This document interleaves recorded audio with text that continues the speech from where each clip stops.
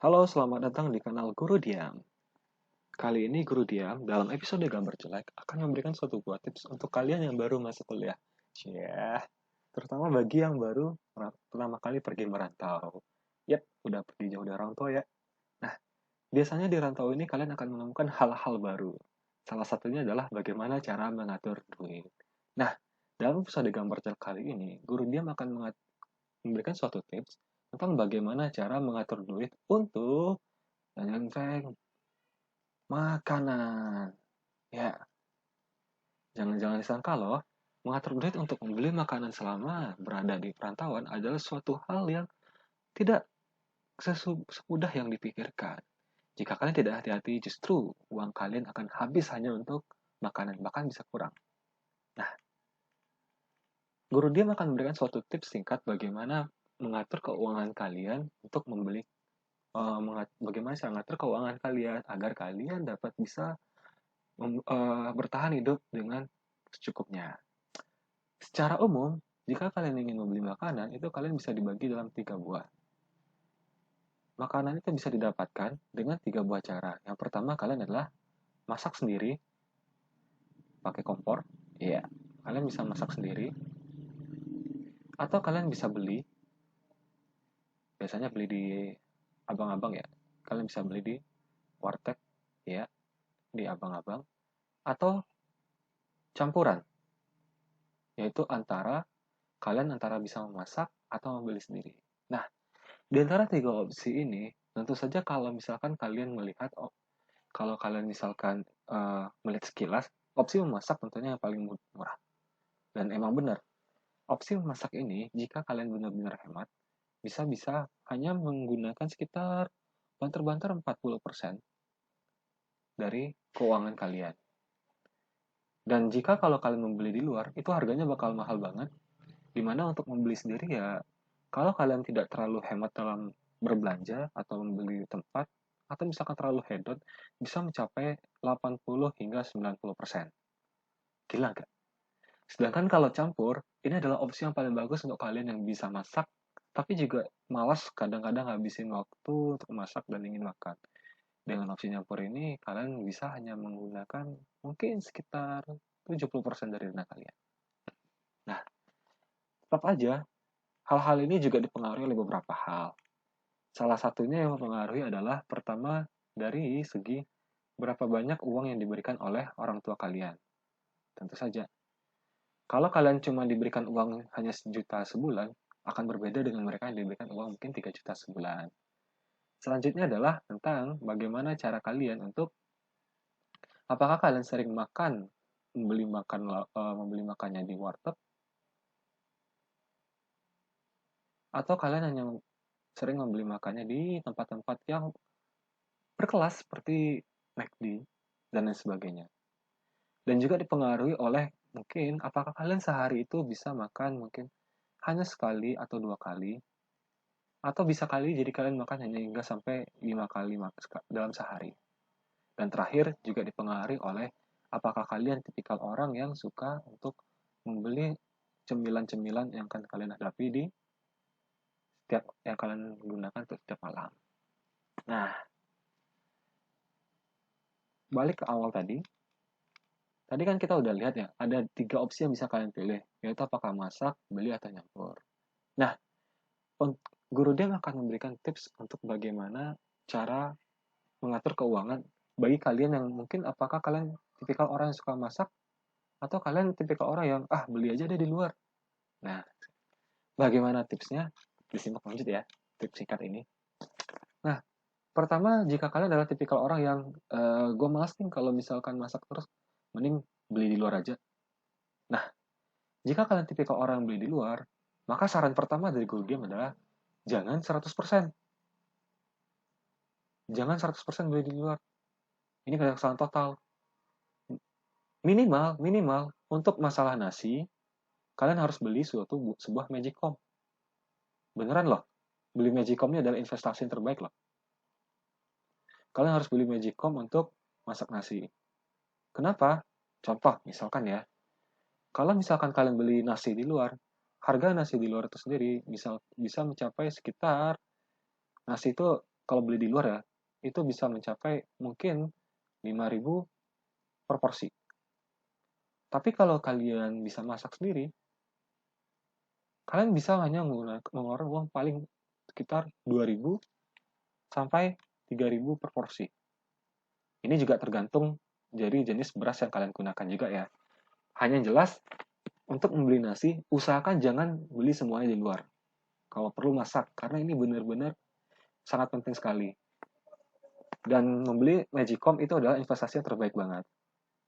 Kemudian, setelah kalian beli nasi, tentu yang selanjutnya yang kalian harus pertimbangkan adalah bagaimana untuk memilih lauk pauk. Nah, lauk pauk sendiri bagi kalian yang nggak bisa masak, kan harus pasti beli di luar ya. Ya, mungkin kalian bisa pergi ke apa sih? Ke warteg. Atau kalau misalkan bagi yang nggak terlalu suka dengan warteg, kalian mungkin bisa pergi ke mana? Mungkin ke rumah makan Padang. Atau kalau misalkan kalian di sana tidak menemukan tempat-tempatnya, biasanya kayak ada abang-abang angkringan juga sering ada di sana kan, ada abang-abang angkringan. Nah, ada beberapa menu lah untuk beli-beli lauk di luar ini. Yang jelas, dari saran guru diam, kalian jangan pernah hanya untuk membeli lauk di satu tempat aja. Usahakan kalian usahakan kalian punya kayak semacam list gitu deh, list warung. Misalkan nih, di rumah warteg, di warteg itu ada jualan misalkan ayam. Ayam misalkan 10.000 per porsi. Atau selanjutnya mungkin di rumah makan Padang. Di rumah makan Padang itu mungkin ada yang jual, misalkan nih, di rumah makan Padang ada yang jual rendang. Rendang 12 per porsi. Atau misalkan kalian beli di luar, di abang tepi jalan, kayak misalkan beli sate aja. Sate itu misalkan 10.000 per 5 tusuk. Nah, hal-hal kayak gini kalian harus punya list, walaupun list itu hanya di dalam kepala kalian saja. Tujuannya apa? Biar kalian pertama tidak terpaku kepada satu hal aja. Agar kalian pertama tidak terpaku kepada satu menu aja. Kedua, kalian punya varian. Jadi biar nggak bosan. Jadi biar nggak bosan.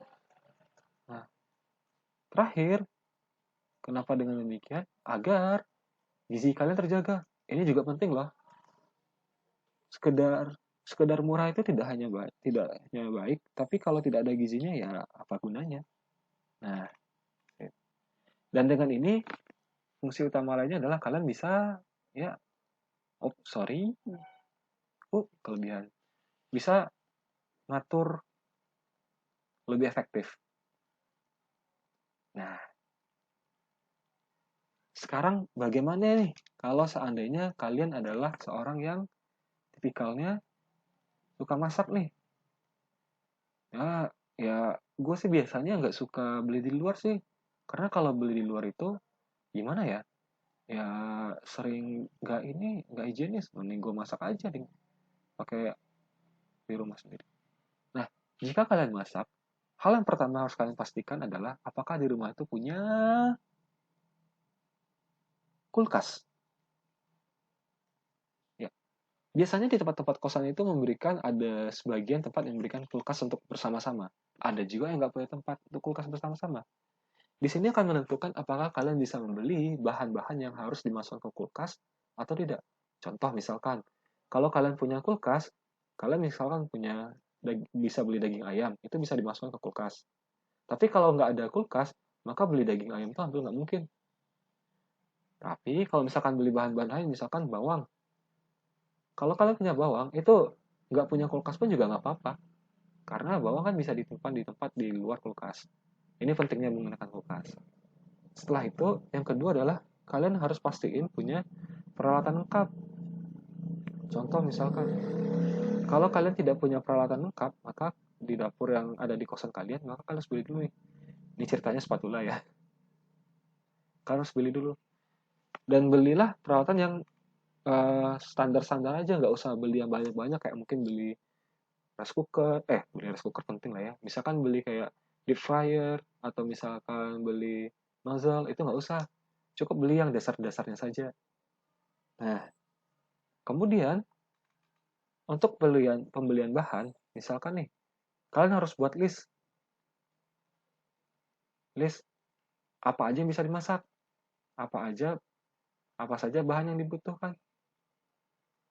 Nah, misal cerita kalian misalkan bisa butuhnya misalkan ayam, butuh ayam tuh bawang. Setelah butuh bawang mungkin butuh beli cabai, kemudian butuh beli misalkan beli lain-lainnya dan lain-lain. Nah, usahakan ketika kalian membeli ini hanya untuk maksimal cukup 1 minggu aja. Kenapa? Tujuannya adalah biar kalian tidak bosan. Karena kalau lebih dari 1 minggu dan kalian hanya masak terus, pasti lama-lama jadi bosan. Sekalipun kalian memang hobinya masak. Dan juga masak kan juga butuh waktu yang banyak. Dan ini bisa mengganggu waktu kalian kuliah loh. Nah, setelah demikian, usahakan kalian dalam sekali beberapa waktu itu untuk bikin belajar menu baru. Usahakan untuk belajar menu baru. Bisa kalian mungkin lihatnya di aplikasi kayak di YouTube, atau mungkin bisa kalian lihatnya di aplikasi kayak di Cookpad. Banyak deh yang kayak gitu-gitu. Dengan demikian, kalian bisa menjamin bahwasanya tidak akan bosan deh makan apapun. Dan kalian juga dengan ini bisa memvariasikan menu-menu bahan makan kalian. Nah, bagaimana dengan pengeluarannya sendiri? Kalau untuk beli di luar, seperti yang dibilang tadi, untuk beli di luar, maka setidaknya kalian membutuhkan dana sekitar harus menyiapkan dana yang harus kalian keluarkan sebesar 80% dari total kalian.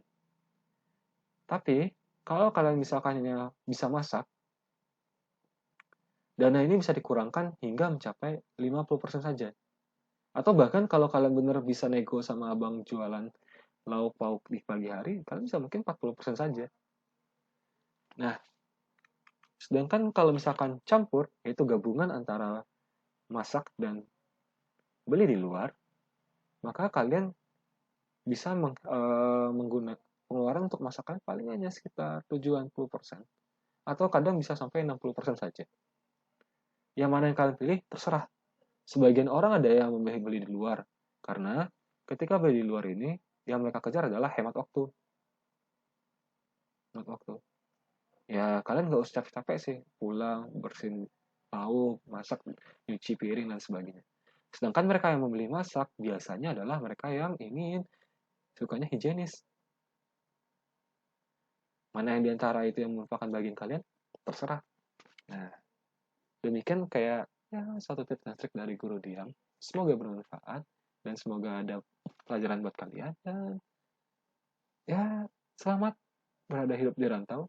Nantikan lagi tips berikutnya yang akan dibahas oleh Guru Diam dalam episode Gambar Jelek.